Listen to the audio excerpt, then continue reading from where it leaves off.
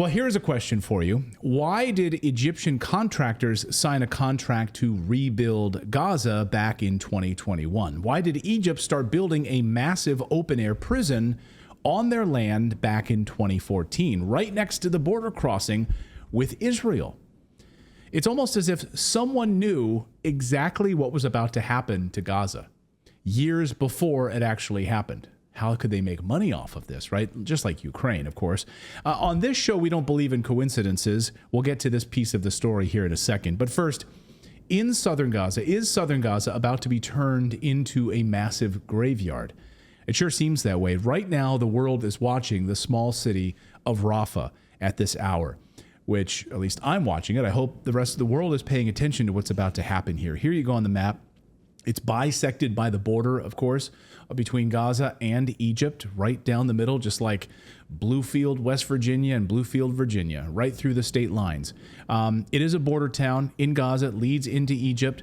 This is an area you'll recall that Israel asked all Palestinians to evacuate to. Remember this? Just a few short months ago, Israel tells Gazans to move south or risk being seen as a terrorist partner. Go south, they said. You'll be safe in the south. We will root out Hamas in the tunnels in the north. So go south. Watch. Leaflets rained down on northern Gaza Friday, Israel telling Palestinians to move south, a sign that a ground invasion is likely coming soon. Residents packed into vehicles. More than 1 million people live in and around Gaza City. And even if people move south, there's no way out of Gaza. The border to Egypt is blocked. So you go south, you'll be safe. Hundreds of thousands, of course, made that pilgrimage south towards Rafah, while the rest of Gaza was leveled. Now, all these people are bunched up into a choke point next to Egypt, like sitting ducks. Unintentional, of course, I'm sure. Bring everyone into like a funnel. Unintentionally, they're all in this one place. Sure. Fool me once, right? They've set up tents now to live in. There's very little food available. New video this weekend, of course, shows children begging for food through the border fence, asking Egyptian soldiers for food. Watch this heartbreaking video.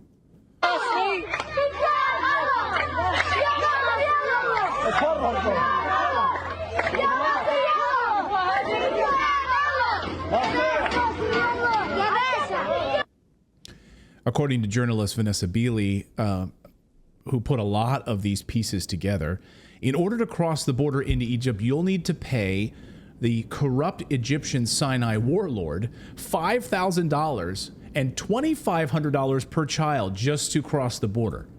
And as you can imagine, these people have tons of extra cash laying around.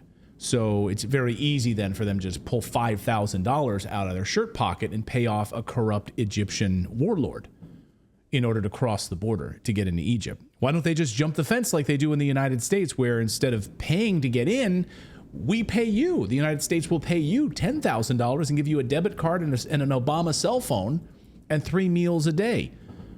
Well, you can't really do that because here they have a border fence. Here is the border fence between Israel, Gaza, and Egypt. Look at this massive border fence, covered in razor wire, ringed with barbed wire. There's no way to get in, of course, and if you somehow manage to climb up there and be sliced open, you'll be shot. So you will not be entering. And you'll be shot on sight. This morning, Israeli forces opened fire on people gathering to try to get food aid. Watch this.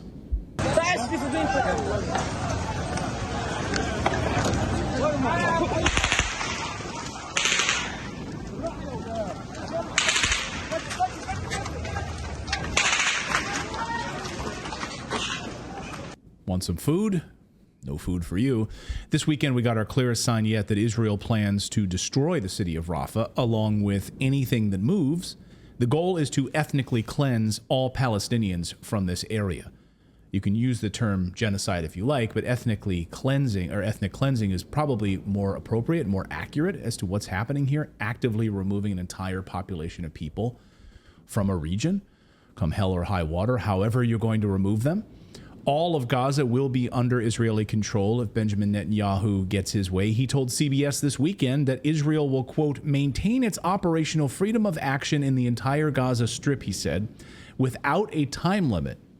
And, quote, a security perimeter being created in the Gaza Strip on the border with Israel will remain as long as there is a security need for it, end quote. Like an open-ended war, right? An open-ended war on terror?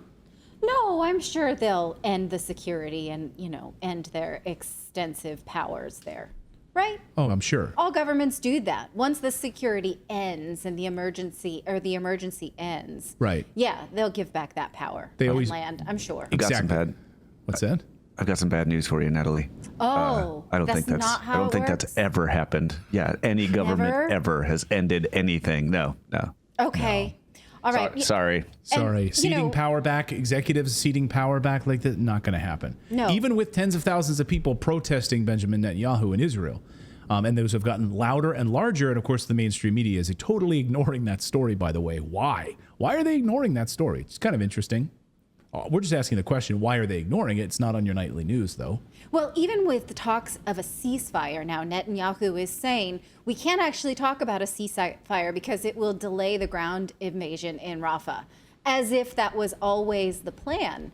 And so those of us who can remember a few weeks back, remember that they were told to go there and that they would be safe there. So when did we all decide that a ground invasion in Rafah was a great idea? I don't remember that. It just came out of nowhere. Like, well, that was always the plan, right? Right. And so basically, in other words, in perpetuity is what this will be. The security, the relinquishing of security, it's not going to happen. It's going to remain in perpetuity and taking over this entire area. Yesterday, kids were flying kites near the border with Rafah. Well, he literally said over the weekend that total victory in the territory will come within weeks once the offensive begins.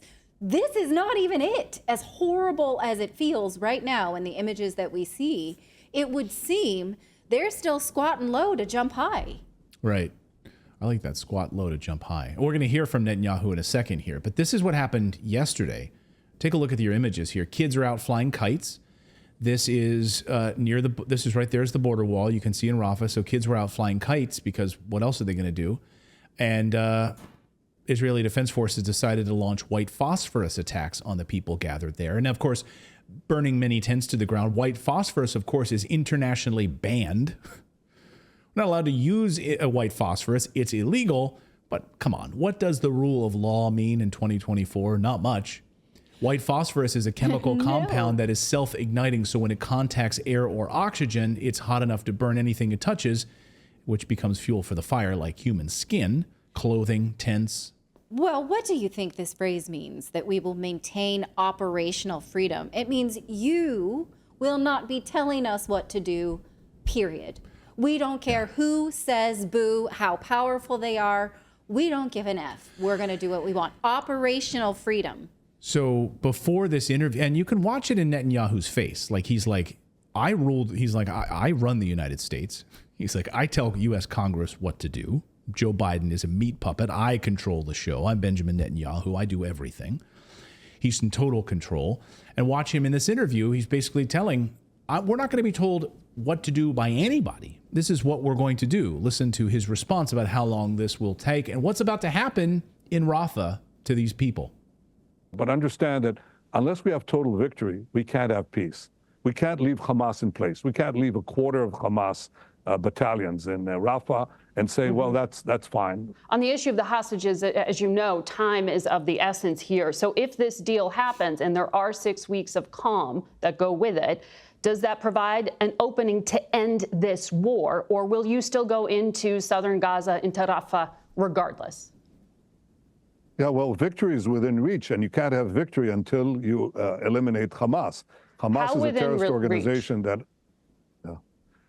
once we begin the Rafah operation, the intense phase of the fighting is weeks away from completion. Not months, weeks away from completion. And that is, we've already destroyed 18 out of the 24 Hamas terrorist battalions. So we have and 4 of them are concentrated in Rafah. We can't leave the last Hamas stronghold